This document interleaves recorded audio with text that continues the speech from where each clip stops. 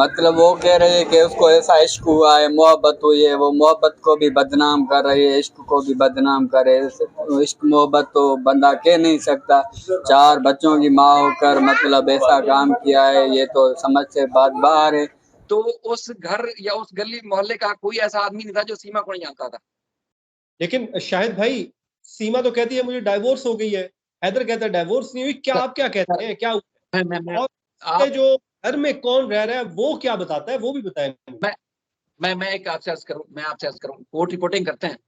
कानून जो कानून पाकिस्तान में इतला के लागू हैं, जिन कानून के तहत हमारा सिस्टम चल रहा है, वो इंडिया में भी है। इंडिया वाले दोस्त भी इस बात की गवाही देंगे कि वो होता क्या है मुसलमानों में। अगर चले आप दूसरे मजहब की बात नहीं करें, मुसलमानों में क्या होता है, वहाँ इंडिया में मुसलमान दोस्त भी जानते हैं। और आपको पता है यहाँ जितने कानून मुस्लिम यहाँ पाकिस्तान में फॉलो करते हैं, तो उन कवानीन को क्रिश्चियन भी जानते हैं पाकिस्तानी, और उन कवानीन को हिंदू भी जानते हैं। तो यही इसी तरह के वहाँ जो मुसलमान कानून को फॉलो करते हैं, इंडियन कानून को फॉलो करते हैं, वो उनके दोस्त या इलाके वाले वहाँ जो इंडिया के हिंदू या मुस्लिम है या उसके बाद क्रिश्चियन है, वो भी इस बात को इंडोर्स करेंगे कि हम जो बात करेंगे वो दुरुस्त बात कर रहे हैं।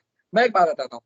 देखिए, मर्द तलाक देता है मुस्लिम जैसे दो तीन मसाले के तहत कि जैसे हनफी, बरेलवी, इसके अलावा जैसे 2-3 है मतलब मालकी, तो उनके जैसे 2 दफा या 3 दफा या एक ही दफा में तलाक 2 और 3 दफा हो जाती है शरई लिहाज से।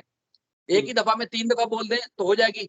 और कुछ ऐसे हैं जो कहते हैं कि हर 3 महीने के बाद, यानी कि 1 महीने अभी आपने तलाक दी, फिर 1 महीने के गैप के बाद फिर आपको देनी पड़ेगी, फिर तीसरे महीने देनी पड़ेगी। ये मर्द करेगा।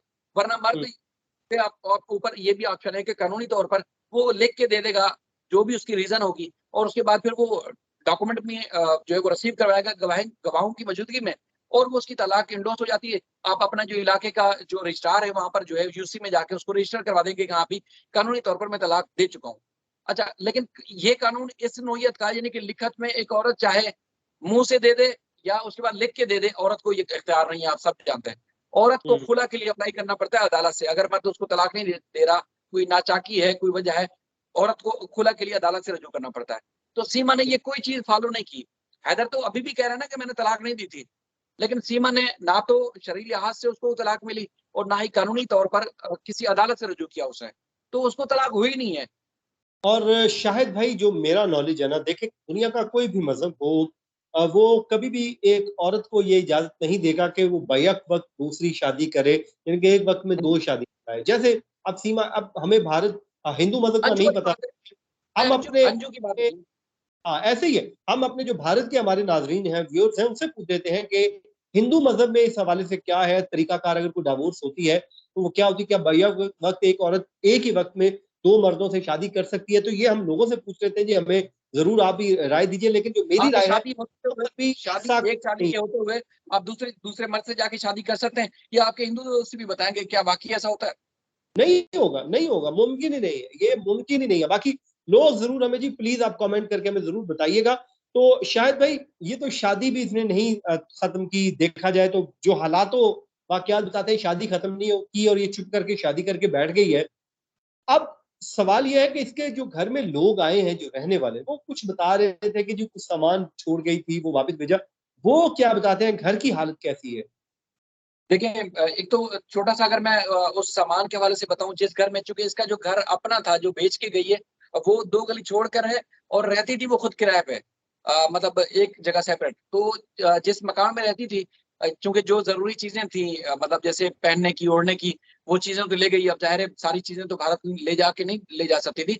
बाकी जो सामान था, जो एक घरेलू सामान, बर्तन वगैरह वगैरह वगैरह, वो सारे उस घर में छोड़ के गई थी, वो लेके नहीं गई थी।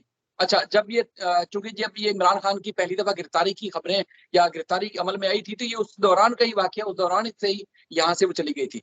अच्छा, हम्म, तो उसके बाद फिर मुझे उन्होंने, इलाके वालों ने बताया कि चूंकि जो मकान मालिक थे, जाहिर है मकान मालिक की कोशिश ये होती है ना कि भाई उसका कोई महीना मिस ना हो।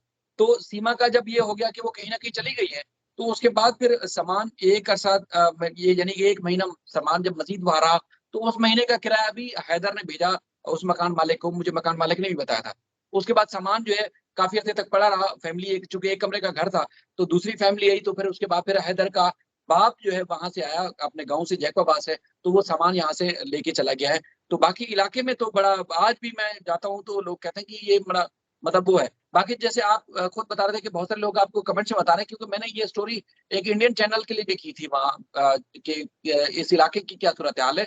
तो वहां से इंडिया से भी दोस्त हमें ये बात बताते हैं कि देखिए सीमा को भी छोड़ा नहीं गया। एक तो आपको पता है कि इंडियन गवर्नमेंट जो है या इंडियन अवाम जो है खास तौर पर वो कभी भी कोई गैर कानूनी काम करने की इजाजत हुकूमत को नहीं देती, शदीद किस्म की तनकीद भी करती है और जितना एहतजाज हो सकता है वो जरूर करती है। कि अगर चूंकि सीमा जितने भी बड़े दावे करे, मुझे वहां के दोस्त भी बताते हैं कि सीमा कोई भी दावे कर ले कि जी मैं अपना घर बार अपना धर्म वगैरह सब छोड़ के आई हूँ, तब भी मुझे रहने दिया जाए, तो लोग उसको कबूल नहीं करेंगे एक एपी सिंह के अलावा। एपी सिंह आपको पता है वकील जिस तरह के यहाँ पर भी हमेशा हर गैर कानूनी काम को वो कानूनी शक्ल देने की कोशिश करते हैं। तो एपी सिंह के अलावा मेरा नहीं ख्याल कि कोई और भारतीय जो है वो किसी भी मजहब से ताल्लुक रखता हो वो सीमा एपी को कबूल कर रहा हो। शाहिद भाई, एपी सिंह को तो अपनी फीस से गरज है, अपने रोकड़े से गरज है। उसे रोकड़ा मिल नहीं, रहा है, उसको उसे मुझे लगता है जो जिस तरह का मैं एटीट्यूड देख रहा था वो फीस से बहुत बात आगे जा चुकी है, मुझे लग रहा है जाती तौर पर। बाकी आपके व्यूअर्स भी बताएंगे बात आगे चली गई, क्योंकि अब दबाव है अवाम का। जो एटीएस है या जितने भी भारतीय तहकीकाती इदारे हैं, खासतौर पर यूपी की अवाम है, उनका जो दबाव है वो अपनी भारतीय गवर्नमेंट के ऊपर जरूर है कि इसको चाहे कुछ भी हो, जितना बड़ा दावा कर रही है।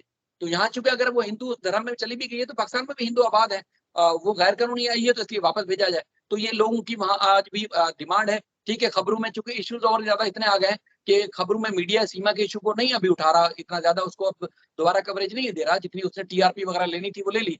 लेकिन यह है कि अवाम अभी भी दबाव अवाम का बरकरार है और इदारे अब भी तहकीकात कर रहे हैं। और लगता मुझे जाती तौर पर भी है कि भारत में इसको आजाद नहीं छोड़ा जाएगा, हर सूरत डिपोर्ट किया जाएगा, चाहे कुछ भी करे। बिल्कुल शायद भाई, आपने बिल्कुल दुरुस्त कहा। और जो वहाँ के कानून है, कवानीन है, जो लोग ज़ाहिर है हमारा इस जो इशू के साथ भारत में काफ़ी हमारे नाज़रीन हैं देखने वाले, वो हमें अब बताते भी रहते हैं कि वहाँ पे चल क्या रहा है। हमारी एक अच्छी खासी वहाँ पे अब अल्लाह का शुक्र है हमारी व्यूअरशिप है, वहाँ के भारतीय लोग हमारा काम पसंद कर रहे हैं, हमारी जो फैक्ट्स बेस्ड रिपोर्टिंग है उसको पसंद कर रहे हैं। और वो भी यही बात कहते हैं कि देखें, जो भारत का कानून है वो ये कहता है कि इस तरह कोई गैर कानूनी तौर पे नहीं आ सकता। अब अंजू थी देखें, वो जो है बाज़ाब्ता तौर पे आई थी वीज़ा लेके। अब ये ज़ाहिर है चली गई इधर से, इधर पाकिस्तान से, तो ये लीगल रास्ते से निकली। यानी कि ये जाती है यहाँ से दुबई, दुबई के बाद लीगली नेपाल जाती है, वहाँ से ये आगे 2 नंबरी शुरू करती है। और ज़ाहिर है इस पे सचिन भी है। और मुझे ये लगता है कि सचिन और सीमा को जल्द, आज नहीं तो कल, कल नहीं तो परसों, आने वाले दिनों में इनको सज़ा हो जानी है, क्योंकि जो वहाँ का जो कानून है वो वायलेट हुआ। और वो ये कहते हैं कि भई अगर इस तरह ही चीज़ें चलानी है फिर तो कोई भी आगे रह लेगा। तो मैं ये समझता हूँ कि सीमा जो है वो ना यहाँ की रही, ना वहाँ की रही। लोग वहाँ के उसे पसंद नहीं करते, यहाँ के लोगों को उससे कुछ लेना-देना नहीं है। और ज़ाहिर है अब हैदर जाने और सीमा जाने और सचिन जाने, और एक वो जो खातून है वो बड़ी ज़बरदस्त मुझे पसंद है, जिन्होंने कहा था लप्पू सा सचिन है, इसमें है क्या?